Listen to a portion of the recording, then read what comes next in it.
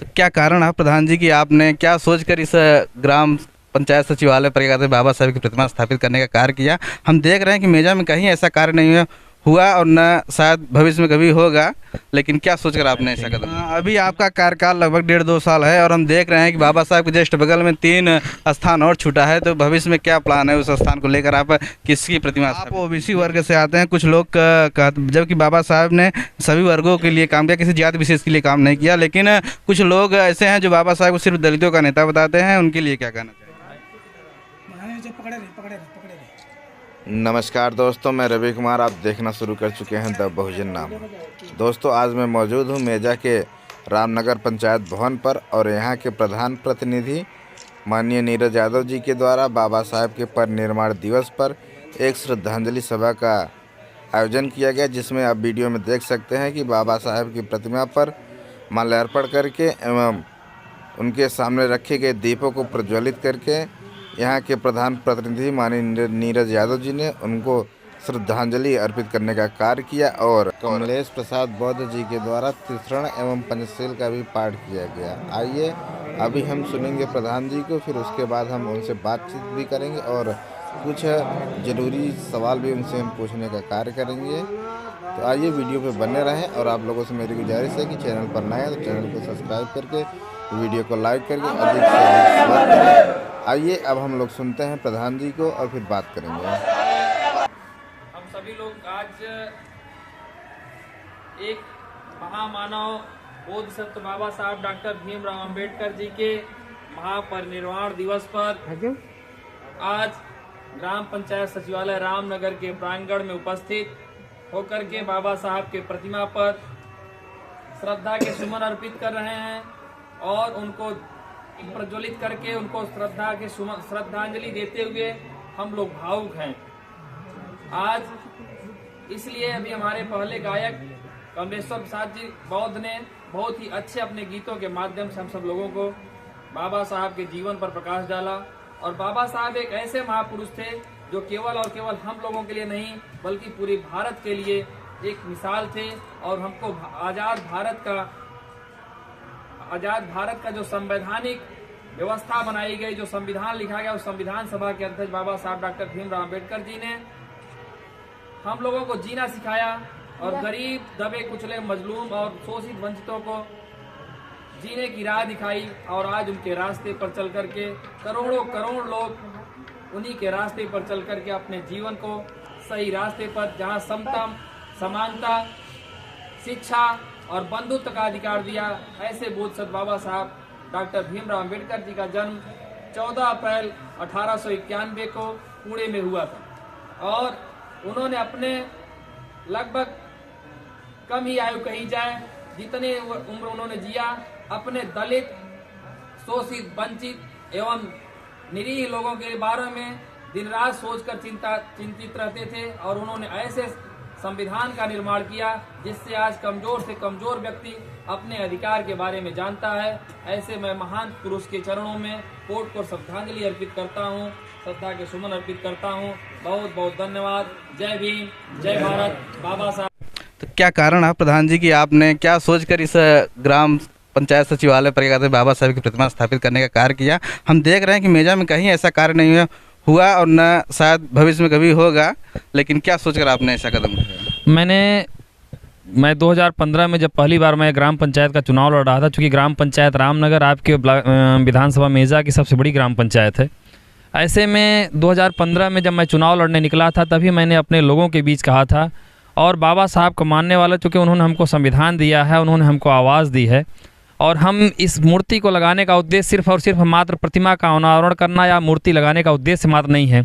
हम चाहते हैं कि हम और इस समय में, वर्तमान समय मेरी जो आने वाली पीढ़ी है और वर्तमान समय में जो साथी लोग चल रहे हैं, ये बाबा साहब को देखें, उनको जानें। और जब तक हम अपने इतिहास, कोई भी व्यक्ति जब तक अपने इतिहास को नहीं जानता, तब तक अपने भविष्य को बना नहीं सकता। ऐसे में ज़रूरत इस बात की है कि उन्होंने किस तरीके से संघर्ष किया है और संघर्ष करके हमको संविधान दिया है, हमको हमारे देश को आज़ाद कराया है।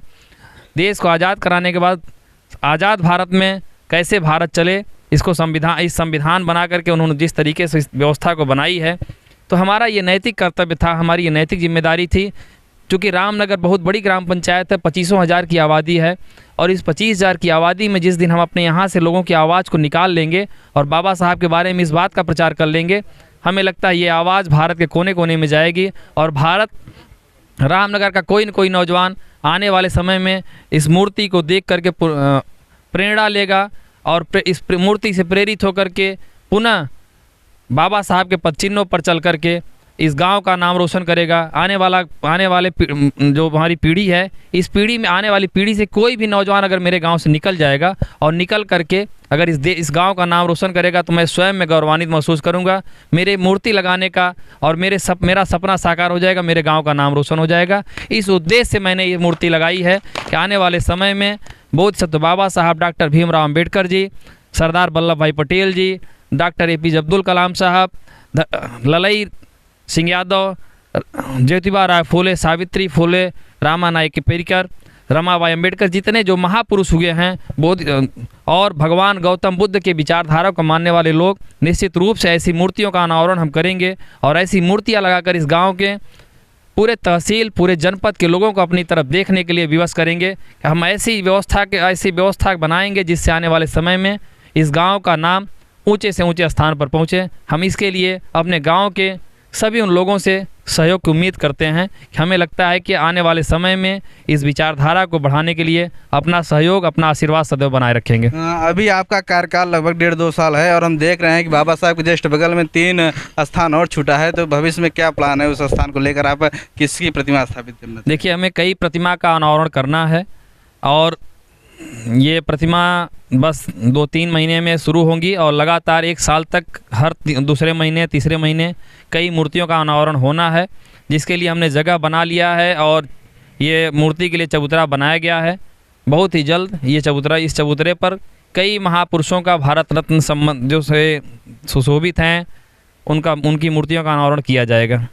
आप OBC वर्ग से आते हैं, कुछ लोग जबकि बाबा साहब ने सभी वर्गों के लिए काम किया, किसी जाति विशेष के लिए काम नहीं किया, लेकिन कुछ लोग ऐसे हैं जो बाबा साहब को सिर्फ दलितों का नेता बताते हैं, उनके लिए क्या कहना चाहेंगे? ऐसा कुछ नहीं, मैं इस बात से तनिक भी इत्तेफाक नहीं रखता, क्योंकि बोध सत्य बाबा साहब डॉक्टर भीमराव अम्बेडकर केवल और केवल दलितों के नहीं बल्कि पूरे भारत को संविधान दिया है।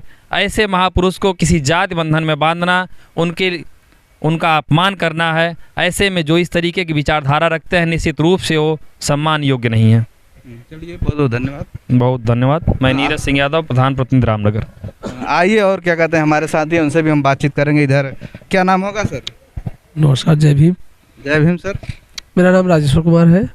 मैं इस रामनगर ग्राम पंचायत का एक सदस्य हूँ और मैं बाबा साहब को मानने वाला हूँ और आज उनके पुण्यतिथि पे हम लोग यहाँ जितने भी ग्राम सभा रामनगर के लोग हैं इकट्ठा होकर के बाबा साहब को माल्यार्पण किया और उनके चरणों में शीश नवाया, दीप जलाया, माल्यार्पण। क्या नाम होगा सर जी आपका? और इस ठंड की क्या कहते हैं समय में आप क्या कहते हैं यहाँ रात्रि में इकट्ठा हुए हैं बाबा साहब की प्रतिमा पर, क्या कहते हैं उनको श्रद्धांजलि अर्पित कर रहे हैं, तो उसको लेकर क्या कहेंगे? और सर आज 6 दिसंबर है, बाबा साहब का पर्यावरण दिवस है, तो हम लोग सभी लोग ग्रामवासी मिलकर के, ग्राम प्रधान जी मिलकर के बाबा साहब का पर्यावरण दिवस मनाया जा रहा है और इसी संबंध में सब हम लोग इकट्ठे हुए हैं।